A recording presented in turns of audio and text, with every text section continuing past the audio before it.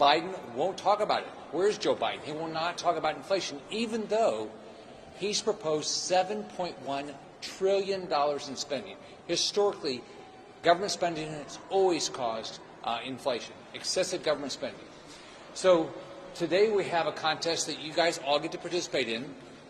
So I hope you're ready with your answers. It's called Biden's. It's like The Price is Wrong, but The Price is Right, but now it's The Price is Wrong because the wrong things are happening.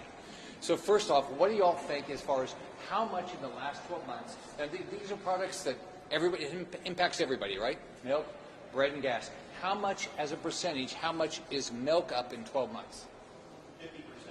50%. 50%. Anybody else? Okay. 30%. So milk is up 5.5%.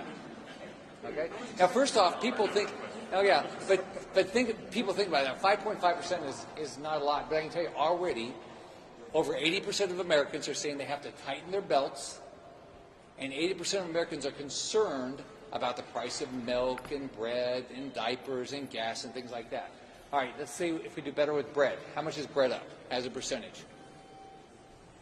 5%. All right, it's up 7.4% just in 12 months, right?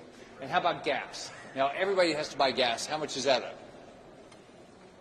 51%. How many of you filled up your car lately? 51% increase. Now, if you take a family like mine growing up, I grew up in a very poor family. I went to the grocery store, whatever my mom had money, she would take in ironing to make ends meet. Whatever, either my older brother and I, whatever my mom made, one of us would go to the grocery store for our family, and she gave us a set amount of money. So when you saw something go up in price, we didn't have the money to pay for it. This is a kitchen table issue going on all across our country right now. People are worried about inflation. So milk being up, bread being up, gas being up, who's it impact?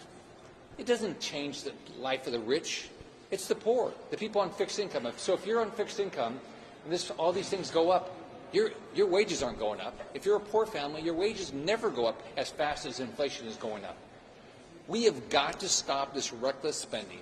Joe Biden's, all of his ideas of $7.1 trillion is going to make it worse. Already what they did with this $1.9 trillion, which had very little to do with COVID, Larry Summers, an economist that generally from Democrat administrations, already said this is going to cause significant inflation, and we're seeing it.